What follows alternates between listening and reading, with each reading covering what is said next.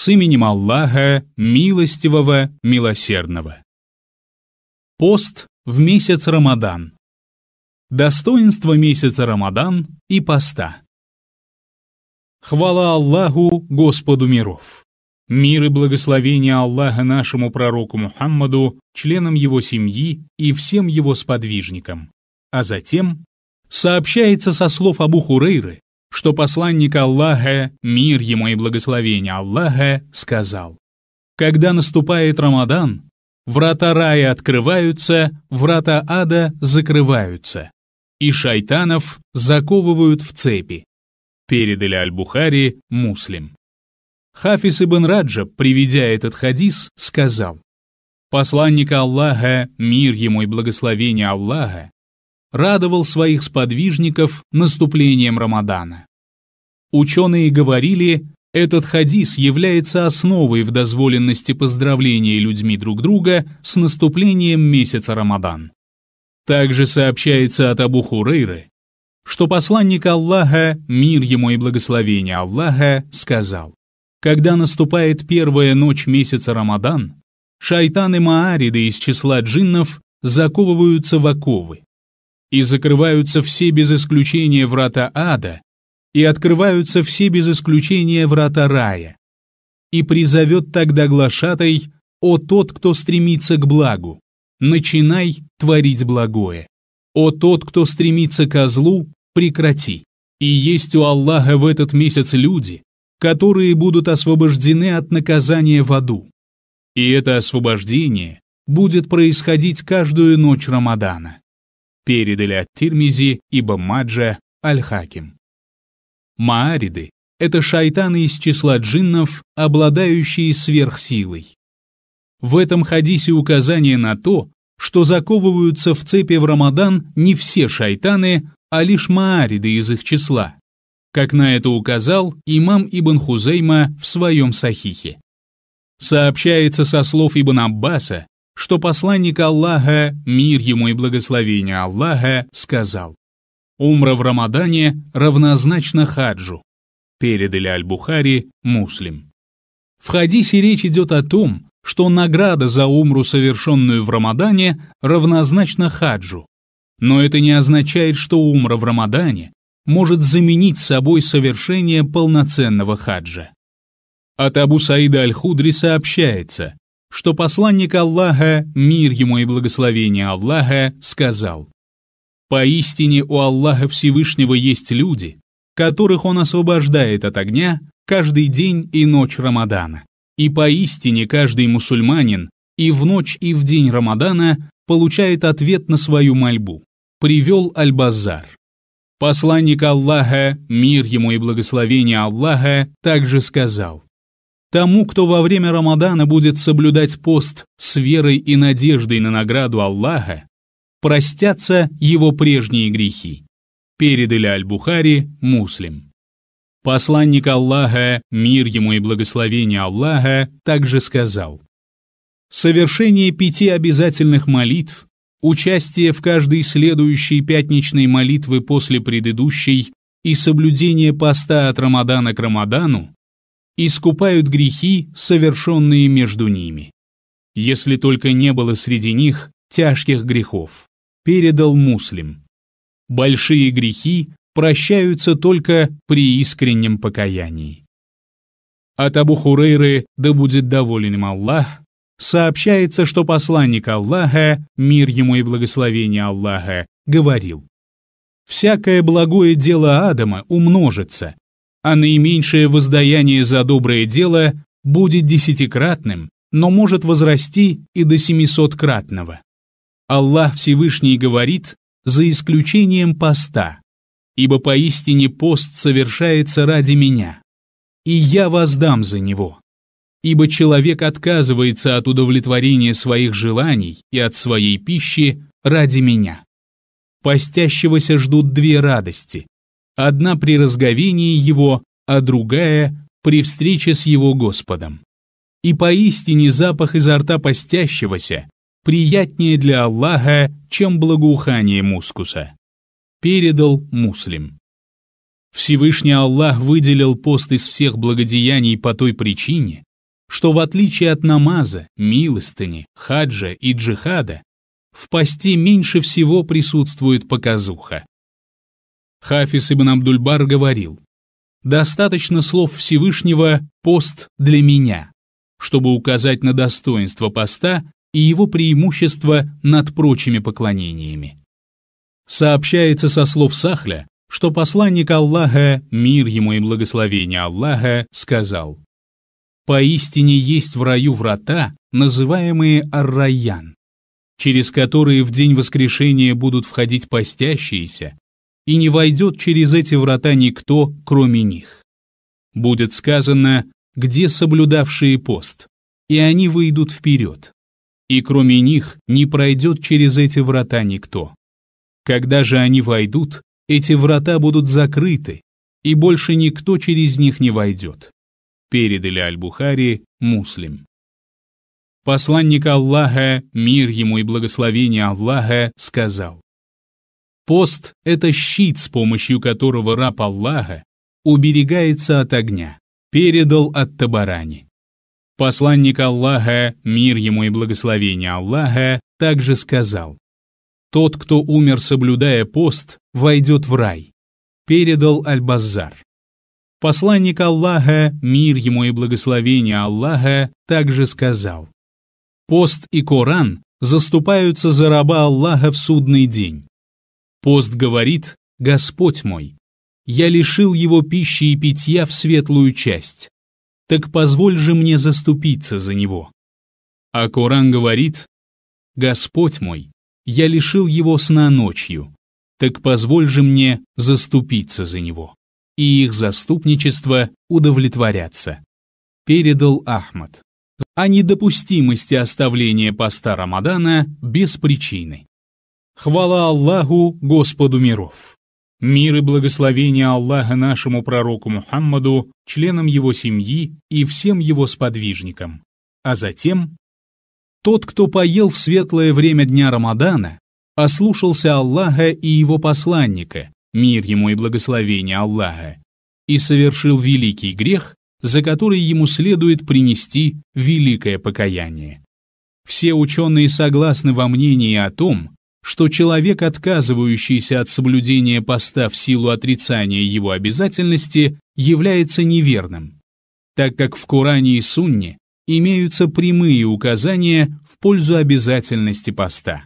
Если же человек не постится по причине лени и нерадения, не имея приемлемого с точки зрения шариата оправдания, но не отрицая обязанности поста, то по общему мнению всех ученых он является нечестивцем, но не неверным, и ему следует принести великое покаяние и не совершать подобного впредь. Абу Умама Аль-Бахили рассказывал: «Я слышал, как посланник Аллаха, мир ему и благословение Аллаха, говорил: однажды во сне ко мне пришли двое и, взяв меня за плечи, привели к труднодоступной горе и сказали: поднимайся. Я ответил: поистине я не могу. Они сказали: мы облегчим тебе это. И я стал подниматься, пока не достиг вершины горы. И вдруг я услышал сильные крики. «Что это за крики?» — спросил я. «Это вопли обитателей огня», — ответили они. Затем они повели меня дальше, и я увидел людей, подвешенных за жилы. Их щеки были разорваны и истекали кровью. Я спросил их, кто эти люди. Они ответили: это те, которые разговлялись раньше времени. Передал Ан-Насаи.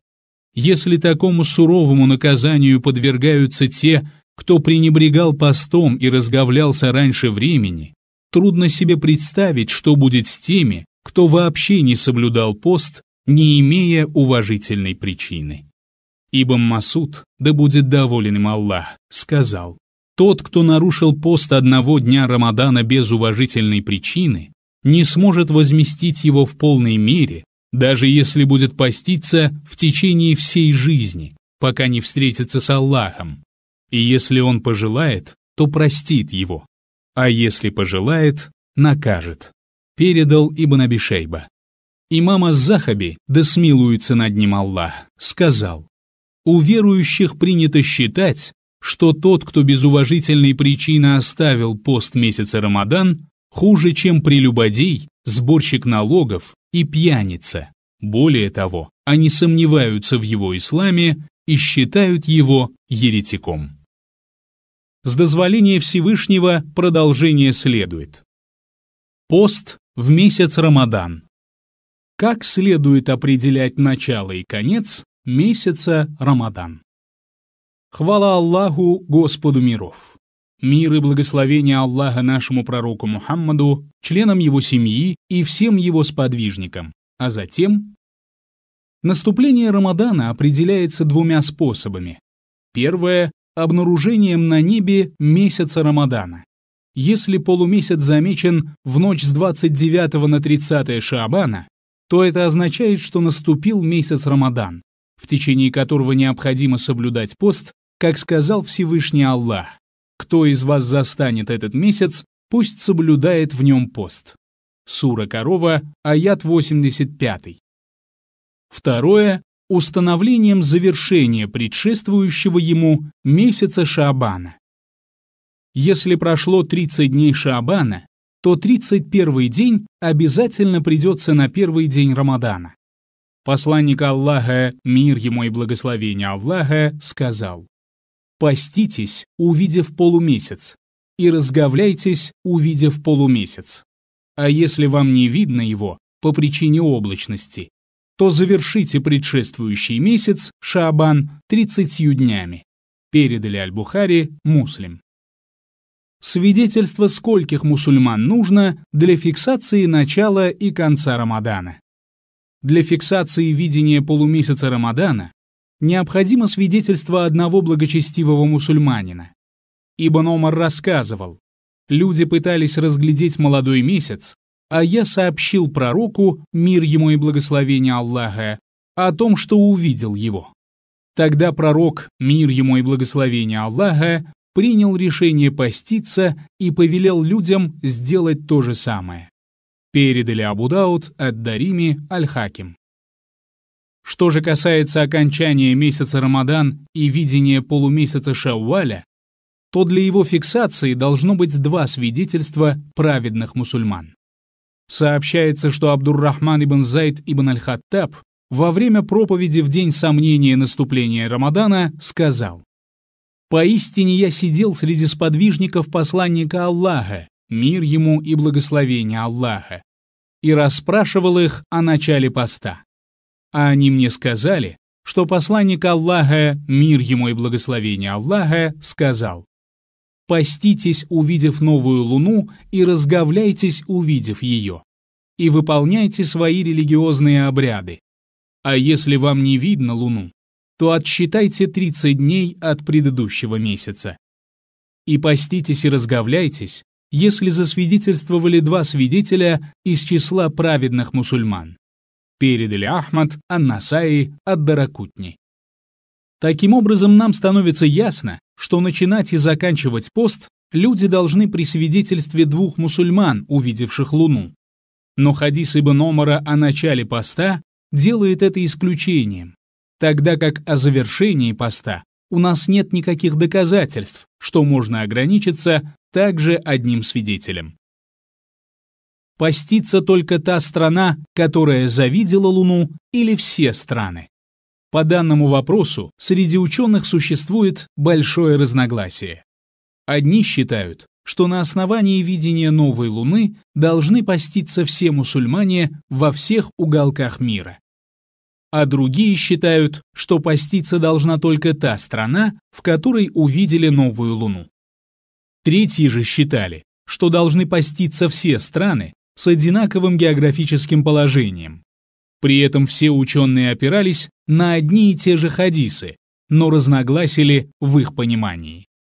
Однако самым лучшим мнением в этом вопросе является то, что если луна появилась в определенной местности, то пост становится обязательным для всех местностей, у которых общая ночь, поскольку появление полумесяца разнится в географическом отношении. Например, появление полумесяца в Азии выглядит иначе, чем в Европе, а в Африке иначе, чем, скажем, в Америке. В каждом регионе или стране жители сами определяют время наступления поста. Это мнение ханафитов, шафиитов, ханбалитов и некоторых маликитов. Также этому мнению отдал предпочтение шейхуль-ислам ибн Таймия. Пост следует начинать и заканчивать с мусульманами своей страны. От Абу Хурейры сообщается, что пророк, мир ему и благословение Аллаха, сказал: «Пост соблюдается тогда, когда постятся все, и разговляются тогда, когда разговляются все, и жертвоприношение совершается тогда, когда совершают его все». Передали от Тирмизи ибн Маджа. В этом хадисе содержится опровержение тем, кто считает, что если человек увидел воочию новую луну, но имам не принял его свидетельство, то он должен поститься сам. Имам Абу Иса ат-Тирмизи сказал: некоторые ученые сказали, что смысл этого хадиса состоит в том, что следует поститься и разговляться вместе с джамаатом, общиной, и большинством людей. Шейхуль-Ислам ибн Таймия сказал: человек не должен начинать поститься или заканчивать пост в одиночку, даже если он увидел луну. Он должен поститься и заканчивать пост вместе с людьми, как на это указывает хадис пророка, мир ему и благословение Аллаха. Ибн Аль-Кайим сказал: в этом хадисе содержится опровержение для людей, говорящих, что тому, кто знает положение Луны благодаря астрономическим вычислениям, дозволено поститься и разговляться, даже если другие не знают. Также сказано, что если отдельный человек увидел Луну, но судья не принял его свидетельство, он не должен поститься один. Имам ас-Санаани сказал: в этом хадисе содержится доказательство, что пребывание в согласии с людьми принято в установлении праздника, Ид, и что отдельный человек, который полагает, что наступил день праздника из-за обнаружения Луны, обязан быть в согласии с людьми. Единство людей в отношении праздничной молитвы, завершения поста и жертвоприношения является обязательным для отдельного человека. Это мнение подтверждается и поступками сподвижников. Масрук рассказывал: «Я пришел к Айше в день Арафа, и она сказала: дайте Масруку каши и сделайте ее послаще». Масрук сказал: «Ничто не удержало бы меня в этот день от поста, если бы я не опасался, что сегодня день жертвоприношения». На это Айша сказала: «День жертвоприношения тогда, когда все люди приносят жертву, и день разговения тогда, когда все люди разговляются», передал Аль-Байхаки. На основании этих аргументов становится ясным ошибочность поступков тех, кто, проживая в исламских странах, постится не со своей страной.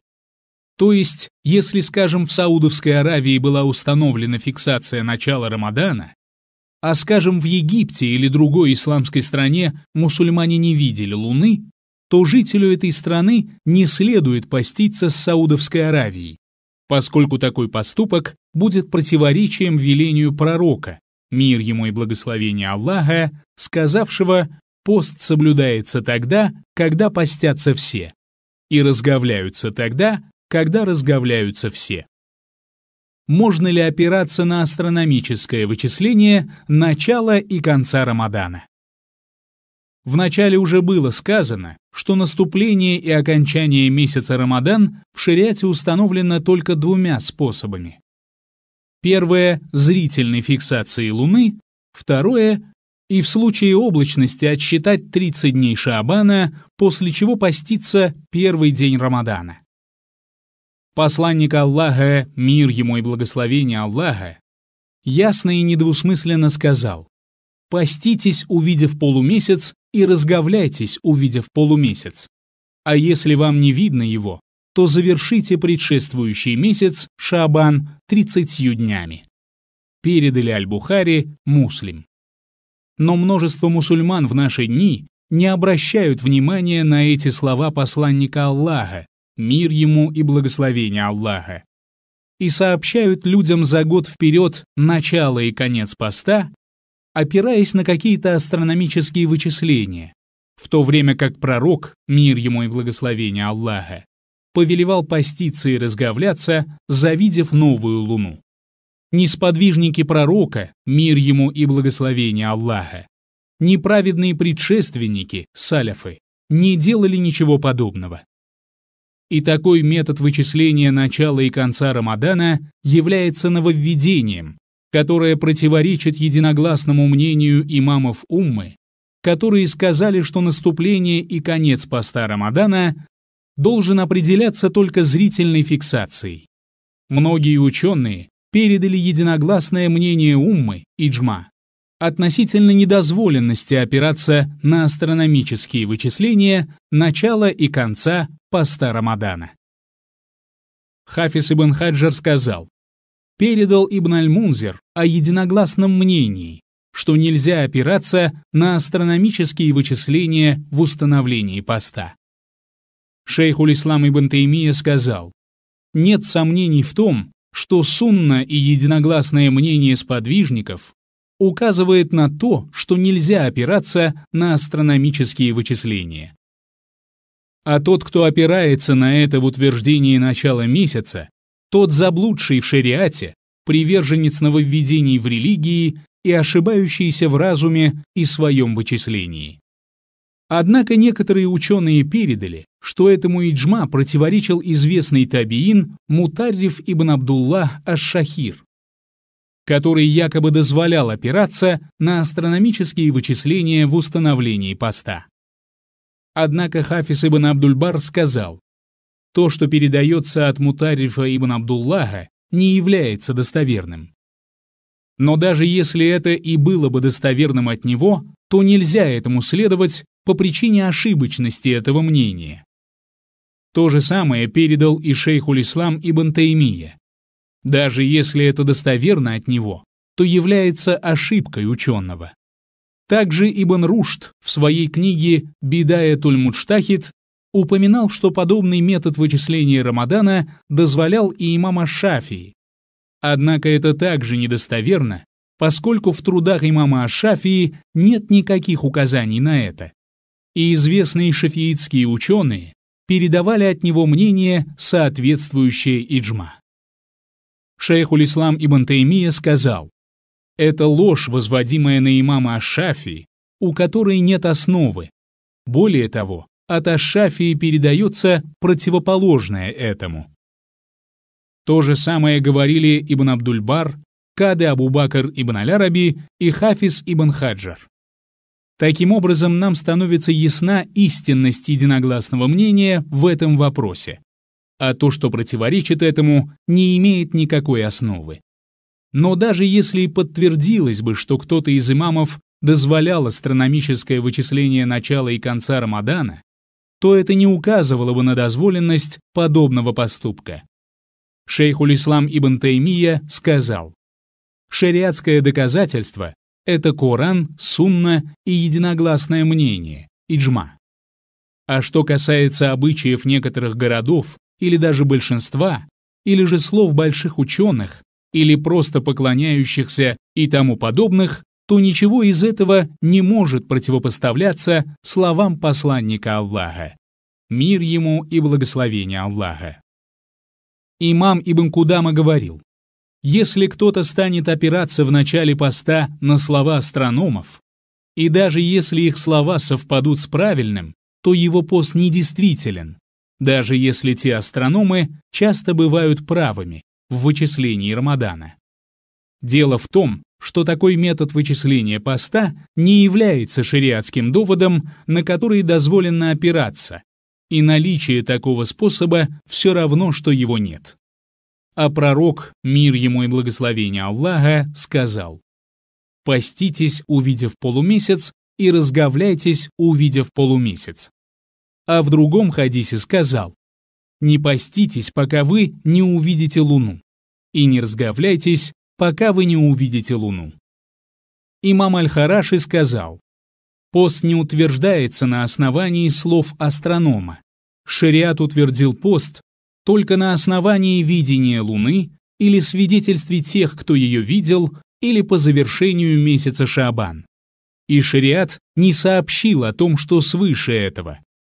Поэтому если астроном скажет, что месяц закончился или начался, то на его слова и его вычисления нельзя опираться, независимо от того, доверяет ли ему сердце или нет.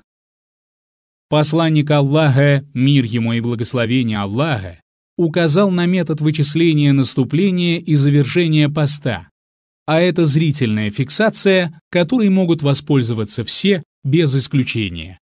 И он не постановил такого астрономического установления для установления поста, поскольку этим знанием располагают лишь единицы.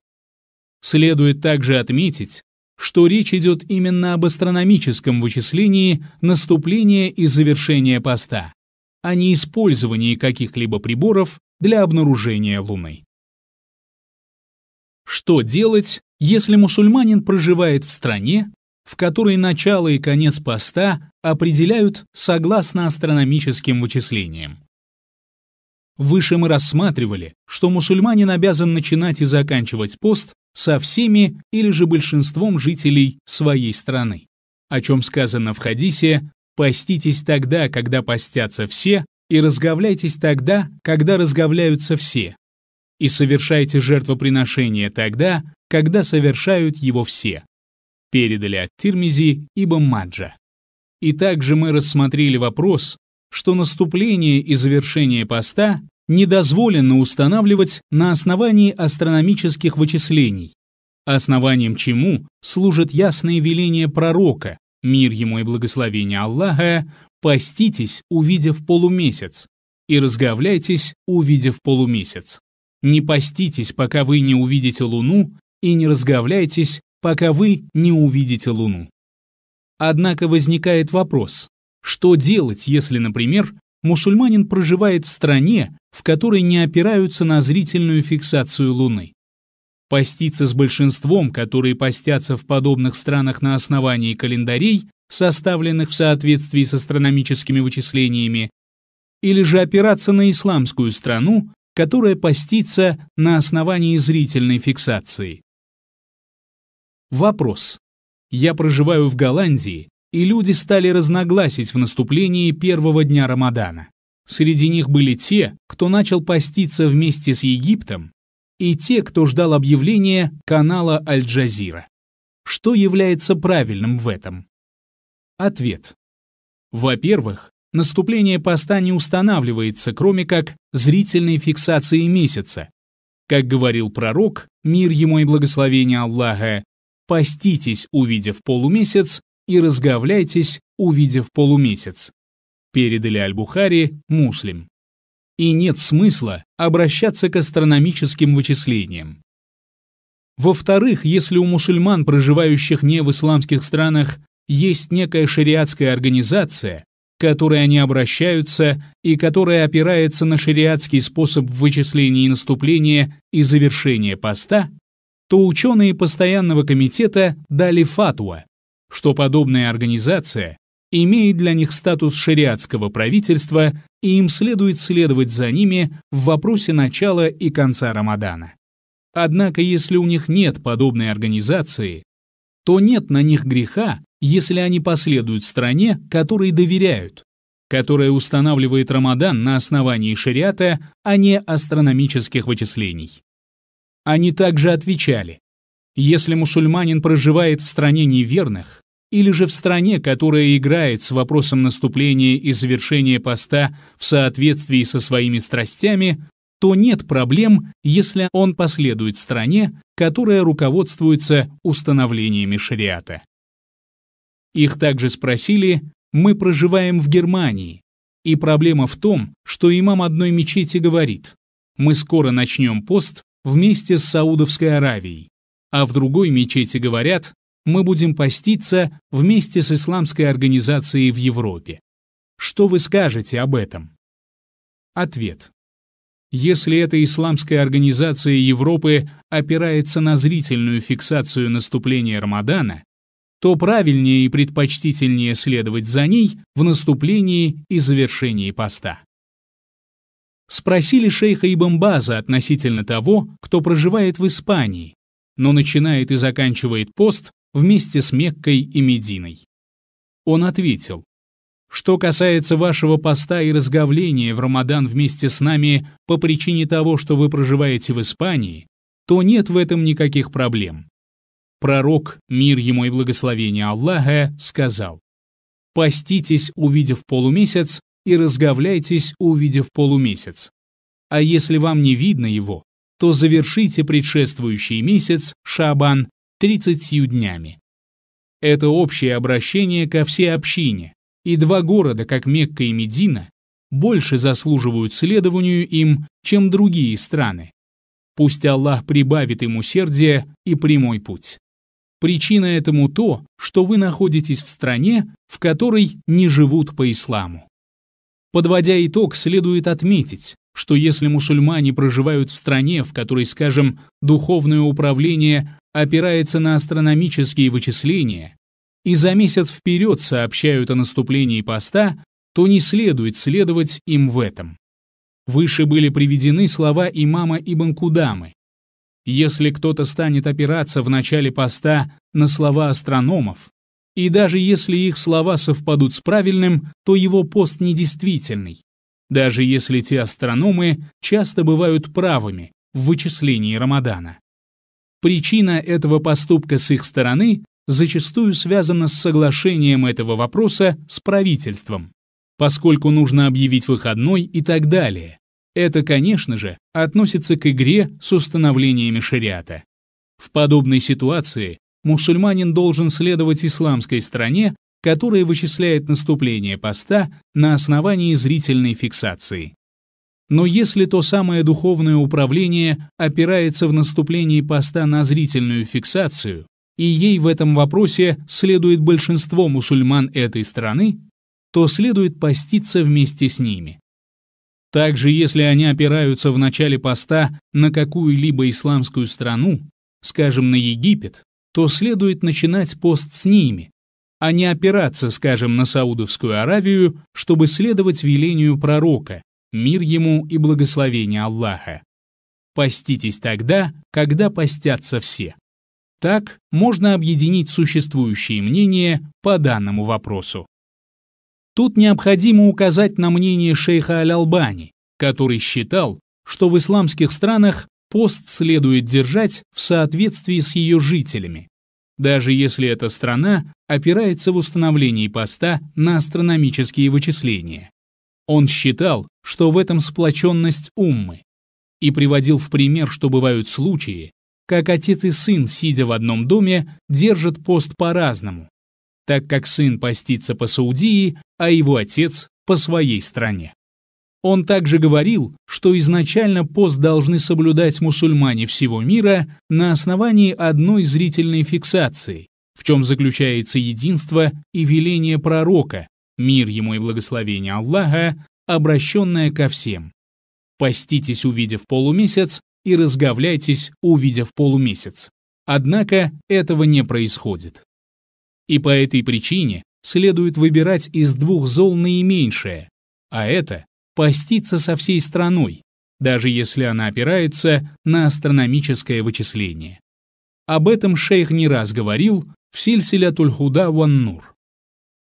Но сложно однозначно утверждать, можно ли распространять его мнение и на страны неверных, в которых проживают мусульмане, или нет. Это мнение уважаемого шейха было упомянуто справедливости ради, хоть в этом вопросе мнение ученых постоянного комитета более убедительно. Тем более, что высказывание имамов относительно того, что просто-напросто пост, основанный на астрономическом вычислении, недействителен сам по себе, даже если это было верным вычислением, весьма пугает. Да и потом в вопросе, обязаны ли поститься все страны на основании видения Луны в одной стране, или же поститься только та страна, в которой заметили Луну, есть приемлемое разногласие и сильное как с одной, так и с другой стороны. Чего не скажешь о вопросе установления поста в соответствии с астрономическими вычислениями. С дозволения Всевышнего продолжение следует.